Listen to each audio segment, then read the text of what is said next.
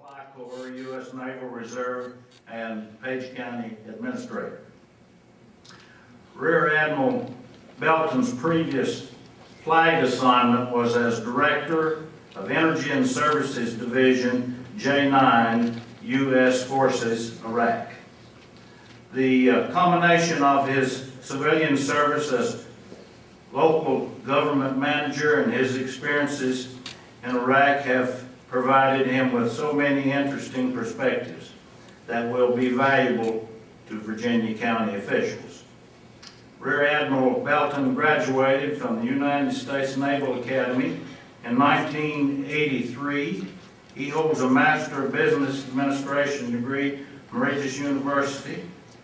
Rear Admiral Belton's personal awards includes the Meritorious Service Award, 5 service awards, Joint Service Commendation, Naval and Marine Corps Commendations, which were 7 medals total. Please give a round of applause for Rear Admiral Mark Belton.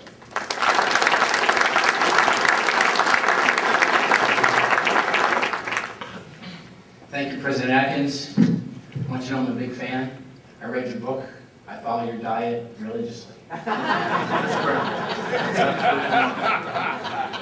What's done for me? With one exception, I'm not so big on cutting out the carbs. Thank you. All right, as it was mentioned, I'm the county administrator in Page County, and as I look around the room, I see the flags from all the great counties here in Virginia. I figured out they were in alphabetical order, so if you look over here, partially hidden by the screen here to my left and your right, you see the great flag of Page County. I've got 2 of my county supervisors sitting in the second row over there, over to my left. The chairman of our board, Johnny Woodward, and our 5th district supervisor, Mr. Jeff Vaughn. So thank you all for coming. I'm here today to talk a little bit about my experiences in the Navy Reserve. Mr. Campbell, where's Jim? There he is. For some reason, he thought it was interesting, and you all like to hear a little bit about it. One of the great things I get to do in my Navy job is work with the tremendous sailors in the joint world, soldiers, sailors, airmen, Marines, Coast Guardsmen, DoD civilians. They're all fantastic. We need to be extremely proud of everything they do. And so I've got a quick 2-minute video to start off my, my remarks this evening. So John, if you did that video, please.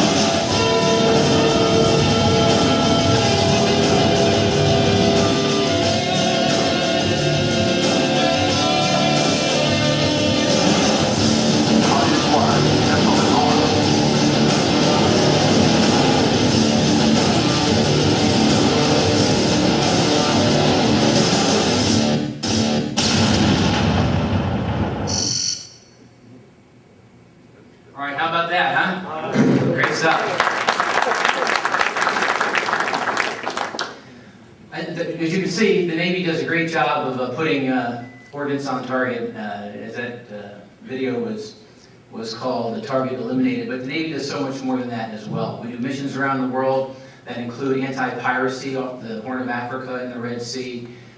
We do an awful lot of work with humanitarian assistance and disaster relief operations, most recently in Haiti after the earthquake that devastated that country last year, and a couple years before that, the tsunami that devastated many Indonesian countries. A couple of other missions the Navy does that I had the honor to participate in over the past couple of years include stability operations, specifically in the country of Iraq. And this past summer, I spent several weeks as part of my executive education in the Navy studying the counter-narcotics operations south of the border here of the U.S. So that's a new wrinkle, Jim, that I threw into the presentation that I thought maybe some of you would be interested in today. So that's what I'm going to do, is go through a little bit of some vignettes of what I thought was interesting, mostly focusing on Iraq, but bringing in a little bit of the counter-narcotics stuff as well. The Iraqi Ministries of Oil and Electricity. Our force in Iraq, it was the multinational force Iraq, and then it had necked down into just the United States Forces Iraq when all of our collaborating countries left the country and pulled their troops out. My role there, it started in late 2009 and went through 2010, was as the multinational force and the U.S. force representative to the Iraqi Ministry of Oil and the Iraqi Ministry of Electricity. So we're not only providing security throughout Iraq, we're also helping them build up their national capacity to govern themselves as a democracy. Remember, this was a country that was a dictatorship for many decades under Saddam Hussein before the intervention of the U.S. Now, just like you all do as elected officials, and I have to do as a county administrator, we have to go out into the public and we have to understand what our constituents are thinking about and how they think and why they make the decisions they make. It was very obvious to me, and it's very obvious to the United States and everybody in the United States, that Iraqis don't think like we do here in the United States. They therefore face challenges differently. They have different problems and different reactions to those problems. The opportunities they have, the reactions that they take for those opportunities are not going to be the same way that we deal with those things. And so I jotted down a list of 8 or 9 things here. I didn't get them out of a book or anything. They're just my observations on how the citizens of Iraq and the U.S. think differently. And I just have some slides on each one of these afterwards, but just going down the list to introduce them. You know, here in the United States, we're used to peaceful neighbors. We've got Canada to the north of us, and we've got Mexico to the south. We've got some illegal alien issues across the border with Mexico, but for the most part, it's a pretty benign relationship. That's not the case with Iraq. They've pretty much landlocked. They've got about 30 miles of shoreline in the upper Arabian Gulf, but mostly they've got 6 countries surrounding them that really feel like they have a right and need to meddle in Iraqi affairs. We'll get into that in a minute. Secondly, the slide there says 50 United States. You know, all of our states in the United States are pretty much equal in their authority and power, voting in the Congress, that type of thing. That's not really the case amongst the 18 provinces in Iraq, not so equal. In the United States, we have a 2-party government system. You know, Democrats and Republicans. One's in charge, one's not usually. In Iraq, what they've got is something called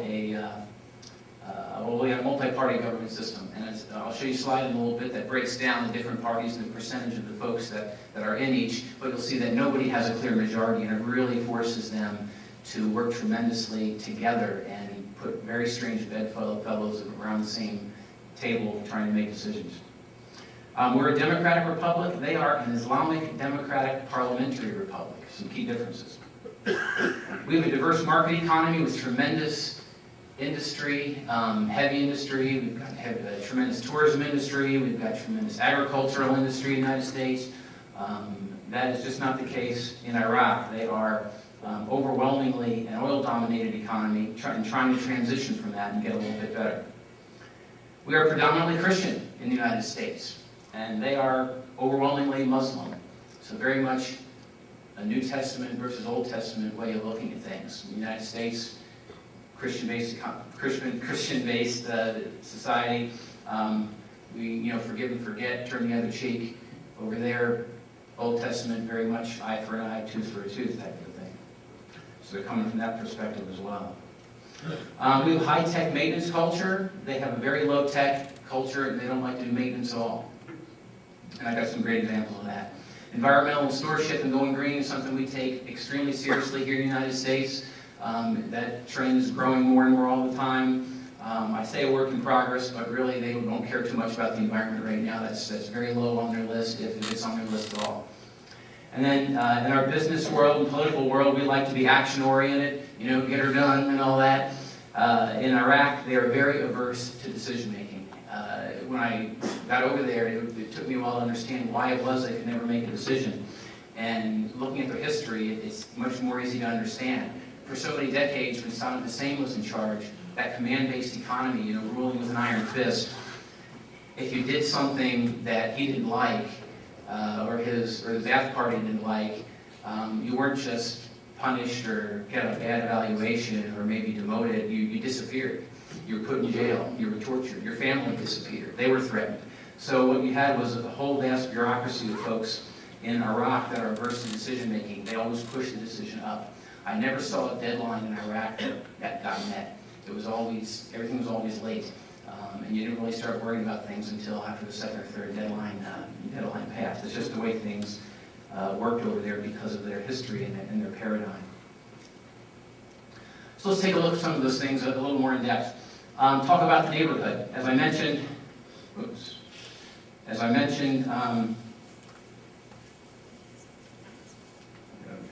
there we go. Down here in the bottom, we've got a very small coastline in the northern Arabian Gulf, about 30 miles.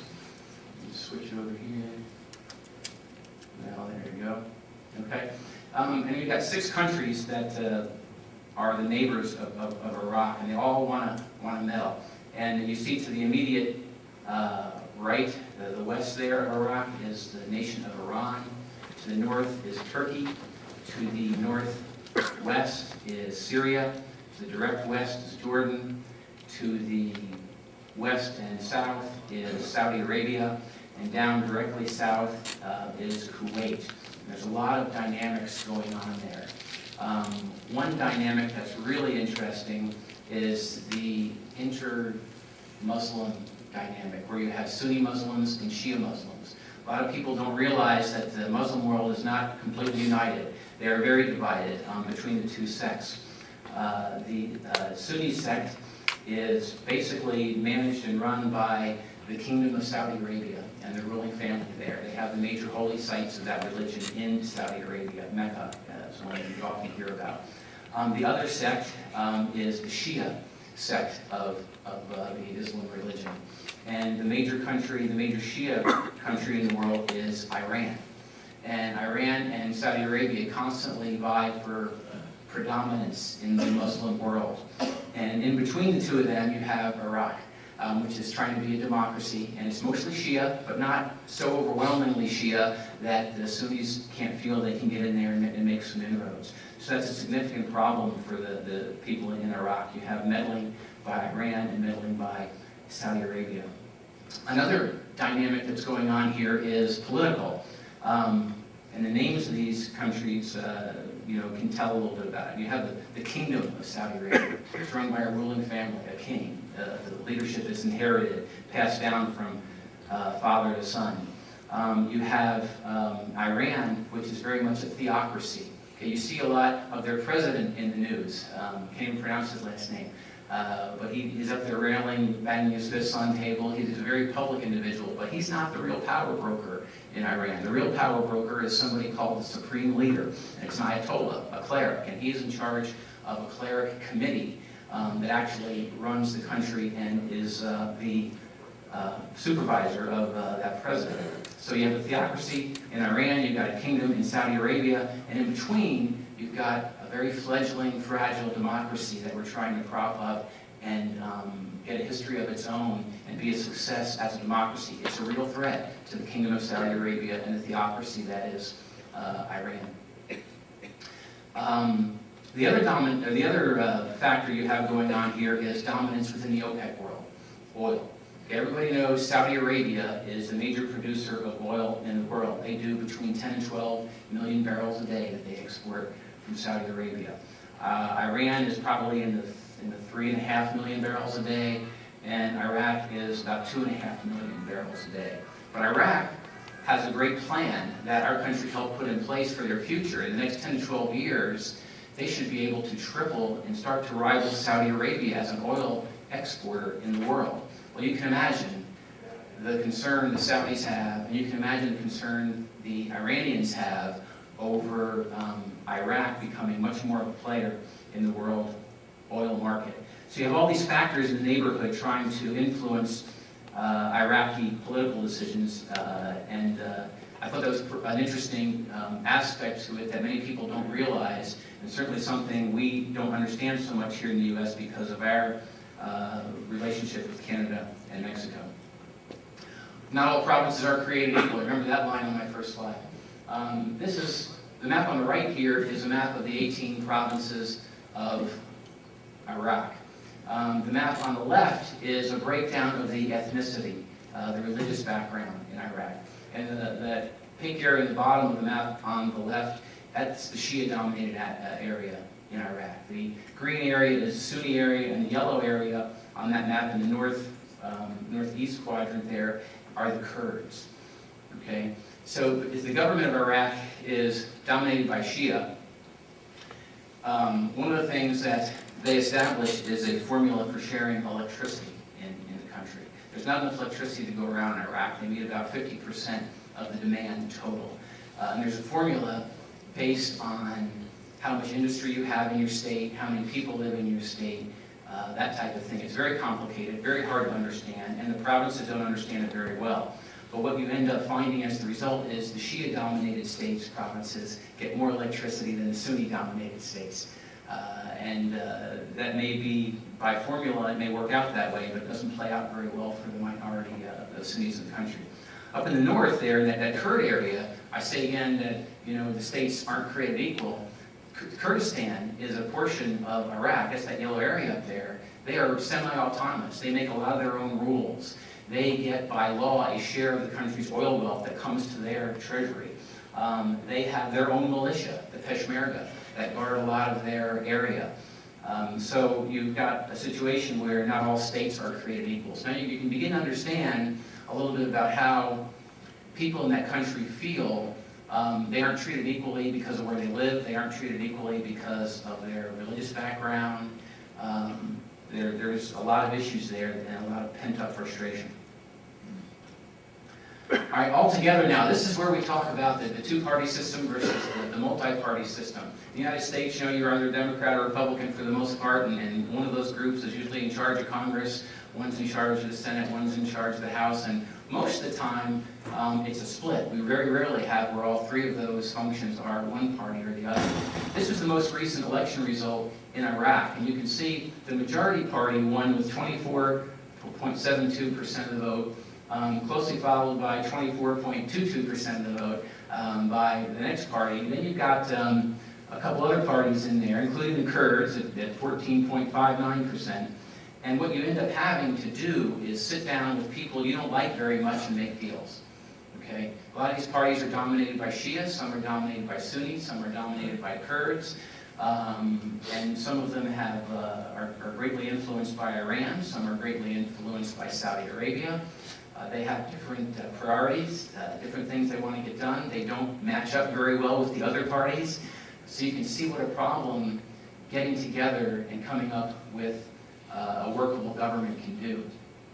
Now the third column here, where it says ministers, this is one of the spoils of elections, the spoils of war, so to speak. These are your cabinet secretaries. Okay, in the United States, we have cabinet secretaries. They have ministers, and you can see how they disperse them out. This is, to the victor go the spoils. So the majority party there got 11 ministers. The state of law party, which is where the prime minister came from, by the way, Maliki, they got 10. The National Iraqi Alliance got 10. Then it starts to disperse a little bit down the line. One interesting thing I found when I was over there working with their government leaders is their cabinet ministries are very stovepipe. They don't have what we call in the military a lot of unity of effort. Okay, my two ministries are oil and electricity, the energy portfolio. They should have to work together quite a bit, but they don't, or hadn't at that time. Much has improved since then. However, for example, the gentleman there, whose picture's in the middle on the left, that's Minister Sharastani. He's the oil minister, or was the oil minister at the time. his major metric that he had to produce for the country to show success was export as much oil as he could, gain as much cash as he could for the country. The government of Iraq gets 95% of its revenue from oil exports, okay, 95%. So you can see how dependent they are on the price of oil. They watch it every day. When it's lower than expected, they're really in the hurt locker. When it's higher than expected, they can put a lot of money aside for other things. But his goal in life is to export as much as he can and bring in a lot of cash for the government. Now, to his right, there's in the middle, there's a crowd shot. The gentleman in the middle there with the glasses, that's Minister Kareem. He was the Minister of Electricity when I was there. All right, he is dependent on the Minister of Oil for several things. His job, his main metric in life is to produce as much megawatts of electricity to divide out to those provinces around the country to keep people happy as happy as they can be with 50% of electricity demand. But one of the major sources he has for developing electricity are gas turbine generators. He's got generators that he uses thermodynamic generators. He's got water-generated hydro plants, and he's also got gas turbine generators, which is what they're going to. These gas turbine generators work best on natural gas. That's how they can work most efficient. They produce about 130 megawatts a day each on natural gas. They can also run on crude oil, they can also run on diesel fuel, they can also run on lots of other things. But the problem is, oftentimes the gas turbine generators will go idle, not running at all, and they're not broke. They could be running, but they aren't running because the Minister of Oil won't supply oil to the Minister of Electricity so he can produce electricity for the country. He's too busy worrying about exporting the oil and gaining cash for the country. So that's just an example that I had to deal with on a regular basis of how those ministries over there are stovepiped and don't work with each other very well. This is one of my favorite slides, and I don't expect you to be able to read it, but it provides a really interesting example of the low-tech aspect of how things are over there. On the right, you see a pie chart of a U.S. refinery. And, I didn't know even when I started this job in Iraq, little things that are basic to the oil industry, like how many gallons are in a barrel of oil. Does anybody know? How many gallons are in a barrel of oil? 55. Well, that's an answer I thought too. You just see 55-gallon drums all over the place. You think that must be a barrel of oil. It's not. The answer is 42. So I don't feel so bad that nobody else had the answer either. But 42 gallons is what a barrel of oil has in it. And on the right, the U.S. refineries are very technologically savvy. Each one of those slices of pie represents a usable product that comes out of that barrel of oil. We actually put a couple gallons of water into the oil. We add water to the process so that the chemical reactions that take place when we break down those water molecules, the hydrogen and the oxygen, they react differently with the hydrocarbons and the fuel, and we make them create all these different products. And we actually get more than 42 gallons of product out of a 42-gallon barrel of oil in a U.S. refinery. That's a great testament to technology. On the left, in Iraq, they've got real old-school refineries. Okay, that big block on the left where it says residual, their refineries are 3 or 4 decades old, and what you get is about 21 gallons of usable product. Benzene, which is essentially gas, and diesel fuel, and kerosene, which they use for cooking and heating in their homes. They get that out of their refineries. What's left over at the bottom of the barrel, half of that barrel, is what they call HFO, heavy fuel oil. They don't have the technology to break it down any further into usable products for their citizens. So now they've got, for every barrel of oil they refine, they got half of that barrel in usable products, and half of that barrel they got to do something with that they don't have a use for as petroleum. So what they've done, they do 2 things with it. The first thing they do is they mix it back into their crude oil and send it off in tankers to other countries to lower the quality but increase the quantity in their exports. So that's one thing they do. The other thing they do is that's the stuff Minister Sheristani in the Ministry of Oil sends to the Minister of Electricity, Minister Kareem, for him to burn his generators, his gas turbine generators. So you can imagine the gas turbine generator that runs most efficiently on natural gas, you get 130 megawatts out of it. On this HFO stuff, when it burns that, it gets about 85, 90 megawatts. So tremendous decrease in efficiency. And also, the machines, of course, break down a lot quicker, and their service life is a lot less than it otherwise could be. But this is a major problem for them. I thought that was very interesting. Security challenges plagued the country tremendously when I was there. They were on the decrease. They continue to be on the decrease, but they are not completely gone or solved at this point. Pipeline sabotage. A lot of people think that there's a lot of Al-Qaeda out there blowing anything up, and pipelines are a good target, so they're going to blow the pipelines up. What I found was absolutely fascinating. The pipelines still get blown up, but the reasons why are a little different than what we might think. For example, in the north part of the country, the Iraqi Northern Oil Company is managed by a gentleman who is, or at the time, was a sheikh of one of the major tribes in Iraq, the Obaidi tribe. Sheikh Manal was a sheikh of the Obaidi tribe. And one of his jobs, besides running the oil company up there, was to keep the members of his tribe employed as much as he possibly could. Okay, so he was constantly lobbying for the central government to give him money to hire his tribesmen to guard the pipelines that go through the Northern Oil Company's span of control. And one of the things I found was really interesting. I'm not saying this is indicative of who blew up the pipes or not, but when they had a pipeline burst, the repair teams that would come out could fix those repairs in about 5 to 7 days usually, which was exactly the amount of time and room they had in their storage tanks to keep producing and store that fuel, so that when the pipe then got fixed, they could increase the flow a little bit and catch up. Never did I see the pipeline blow up in 2 or 3 places at the same time that would cause those repairs to take a lot longer than the amount of time they had for added capacity in their storage tanks. Nor did I ever see a situation where they blew up this area pipe here, then 3 to 5 days later, as that was getting fixed, they would blow up another area pipe, and then, if you were smart terrorists, that's what you would do if you really wanted to have an impact on their oil production. Never saw that.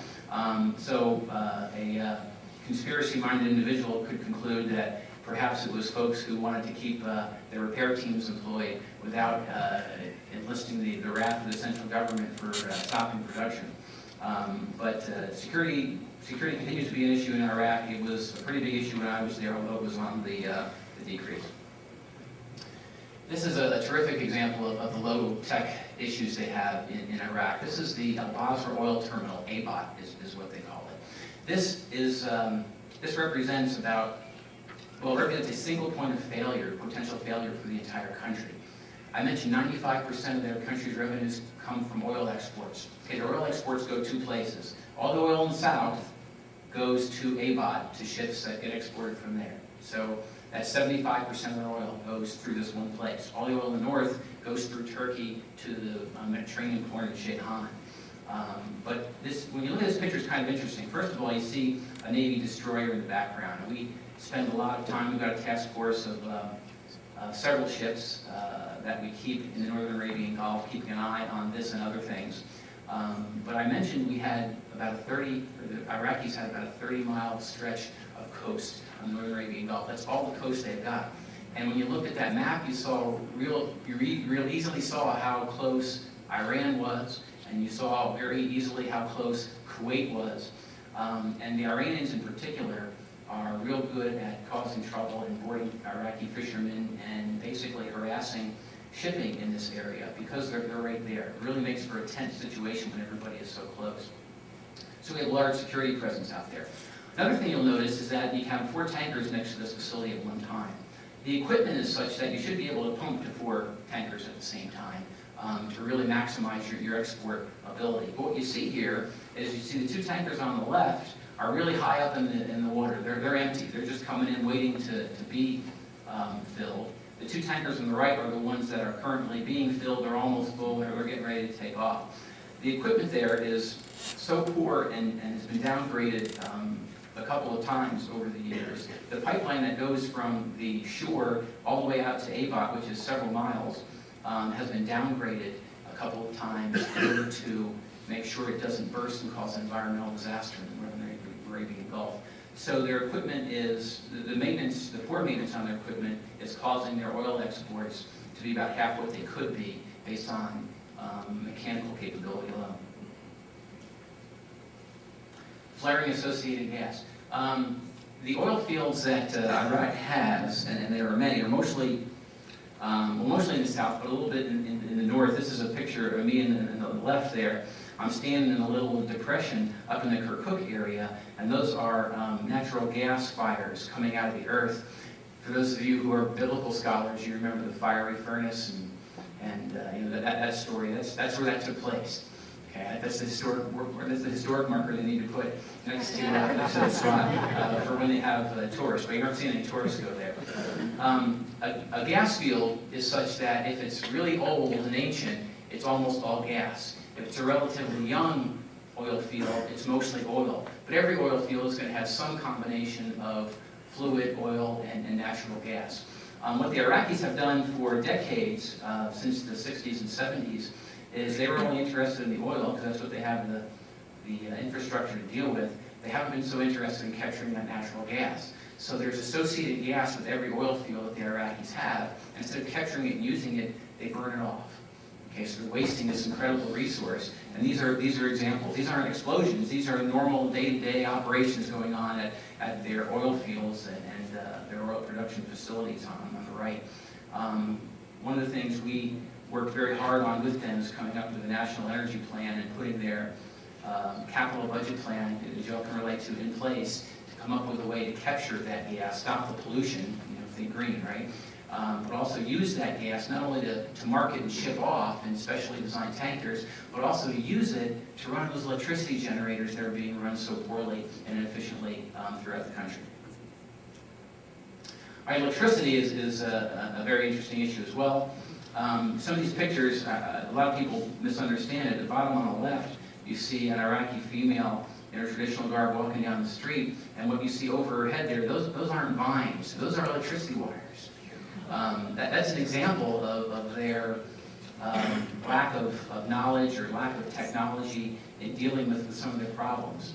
Now, when you have a country and you can only meet 50% of your electricity demand for your citizens, you're going to have places that need essential service all the time, 24-hour power. So they have what's called an essential service load. And those are places that get 24-hour electricity, so it detracts from what everybody else can get. And those are places like hospitals, like you'd expect, water plants, politicians' homes, etc. They've since done away with the politicians' homes, but they do have about 10% of the electricity they do generate goes to this essential service load.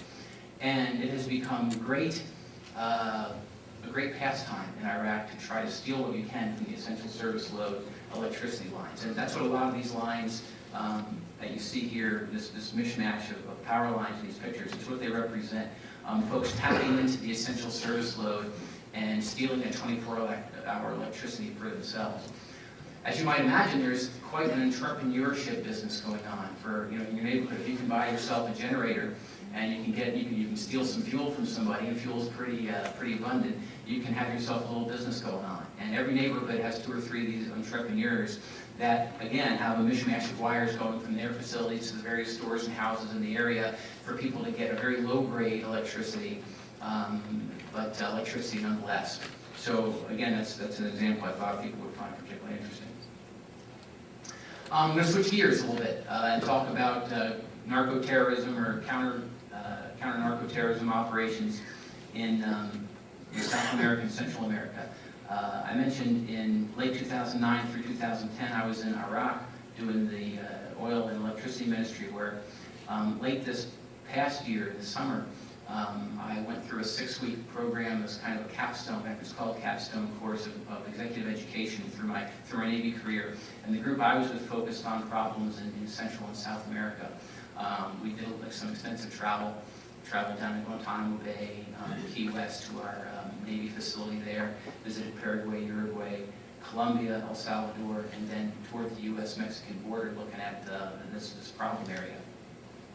A couple of these pictures are interesting. The one on the top left is a submarine. It's not a U.S. submarine. It's a terrorism organization-built submarine in the jungles of Colombia that they discovered before it was actually put in use. They were building it next to a river, and we have captured several of these things in open ocean with tons of contraband material, mostly cocaine, coming from what we call the source zone in Peru and Colombia. On the right, on the top there, you see a really interesting phenomenon that we don't have to deal with in our counties here in Virginia, but they have to deal with in the counties in Arizona and New Mexico. These are ultralights. I've got a slide, a couple of slides ahead here that'll show the problem, but what you see there is an ultralight packed with marijuana underneath of it. And these things come over the border every night. They hear the little lawnmower engines, coming over the border a few miles, dropping at a certain spot, and then you hear the lawnmower engine, going the other way back over the border, back to Mexico again. The situation is such, and the legal issues are such that you can't just shoot these things out of the air because they're manned by folks. But there's no other way to catch them at this point. They haven't come up with a way to do it. That's a significant problem down there. On the bottom middle, there's some products I thought were very interesting. You can go down to any local market in Columbia, and you get coca leaf products. You can drink coca tea. Stay away from the coca tea. It would be some advice for me, but it's something that they use every day down there. And the picture to the left is simply the lights of the city of Bogota from the mountaintop. Okay, got a couple slides on this narco-terrorism stuff because I thought it was pretty interesting. The two insets I have there on the right side of the slides. The top one represents the air tracks that our Navy has followed through our intelligence operations over time. And what you see there is the air tracks, very few going northward to the United States, none go to the United States. The ones that go northward go to the Dominican Republic and Haiti. But the vast majority of them swing out over the Gulf of Mexico and land at the Yucatan Peninsula there. Okay? Now the one on the bottom, the inset on the right, are the maritime tracks that we follow and analyze. And you can see a very small number, again, going to some islands up in the Caribbean Sea, Haiti, Dominican Republic. But you see a lot of them leaving what we call the source zone there in South America and getting into the transit zone in that Yucatan Peninsula area. And what that shows us is that our Navy's doing a great job of keeping or containing the problem. We're keeping them out of the air from coming to the United States. We're keeping them off the oceans of coming to the United States. What they're doing, they're going by air and by boat to the Yucatan Peninsula where they can. And then 90%, as you can see from that bottom purple box, of cocaine comes from the source zone, transits Mexico by ground. Okay, so it all goes in the Yucatan Peninsula. You see a little yellow circle there, that's a choke point. And you see those arrows going up in the United States into the 4 major or 5 major areas that drug traffics along the ground through Mexico. That's where the problem is now. It's not so much at sea. We stop that. It's not so much through the air. It's through Mexico via the ground. Now, note, as you go up Mexico on the west side, there's a green area called the Golden Triangle. That is where the vast majority of foreign-grown marijuana comes from that enters the United States. And this next slide talks about it a little bit. Okay, again, on the left side, the west side of Mexico, this is the Sonora threat approach area. Sonora is a state in Mexico. That's the area all this is happening in. That green area there is the Golden Triangle where the marijuana is produced. All those dots in that green area are airfields, about 2,000 to 4,000 feet long, about 10,000 feet in elevation. Those are private airfields in that Golden Triangle area. Then as you go north along the Arizona border there, you see a lot of purplish colored trails. Those are tracks of airplanes, privately held airplanes that our military has tracked to see where they're going, where they're coming from, where they're going. They're coming from those airfields in the Golden Triangle, and they're landing just south of the border before you come into the United States, all along the Arizona and some along the Texas and New Mexico borders there. And then what you see is those little blue triangles on the United States side of the border. Those are the ultralights that we were able to track and capture some of them. But those ultralights are a significant problem. Ultralights and tunnels. I talked about the ultralights. There's a couple of pictures of them. Tunnels are another thing that are just amazing to me. In our cooperative efforts with law enforcement agencies there along the border, we've discovered several tunnels that some are just amazing in complexity that go from the Mexico side of the border over, not anything like a mile in length, but several hundred yards to a quarter mile in length onto the U.S. side. They'll start in a bedroom in a house in Mexico, subdivision of a city, and they'll come out in a warehouse district on the U.S. side. And one of these things that was more recently discovered, it's a picture of it there on the bottom right, it had ventilation, it had lighting, it had a pulley system with pallet jacks. It really is amazing how sophisticated some of these things were. But with the technology of our U.S. military working very closely with our law enforcement agencies in the United States and in Mexico, we're being able to capture a good portion of this and put a stop to some of it. So what does all this mean to local government? One of the critiques I had when I gave this pitch last time was that, how does this relate to working in county government? Well, other than a situation of, now it doesn't feel so bad for the problems that you've got when you see the problems Iraq and some folks in South America and Mexico have. I just thought I would put a couple things down here. The first thing is recognizing diversity is really important, and I've got a slide on that. The second one is that there's tremendous synergy in working together, as shown by our law enforcement work with those agencies on the narcotics operation. And the last one is the importance of relationships can't be overestimated. So on the diversity aspect, and when I say diversity, I'm not talking about what a lot of people go to in their minds about quota system, racial diversity or ethnic diversity. I'm really talking about diversity of perspectives, which is something all county officials really have to deal with, so they understand what the people in their counties are thinking. These are some things that I have heard and dealt with in my time as county administrator in Page County that I had to deal with previous board supervisors. So a lot of these are 4 or 5 years old. But we have something in Page County called supper clubs, where folks get together and socialize once a month in supper club. And there was a lot of talk at one time that the supper club clique runs the county. Instead, that practice and that thought pervading throughout the community was such that the folks didn't want to talk to them because they weren't a member of the supper club, so they wouldn't be listened to. That's a problem. If people in the county aren't going to talk to you, or they feel the county is being run by one particular group at the expense of others, that's a real issue. One thing I do every year, our local high schools have a government day. I'm sure you all have the same type of thing, where the high school students parade through my office and I get to talk to all of them, one class at a time. And I go through local government with them a little bit. I ask them, okay, who's the President of the United States? And I ask them, who are their senators? Who's their congressmen? Who are their representatives in the Virginia legislature, in the Senate, and in the House of Delegates? They start to stumble about that point.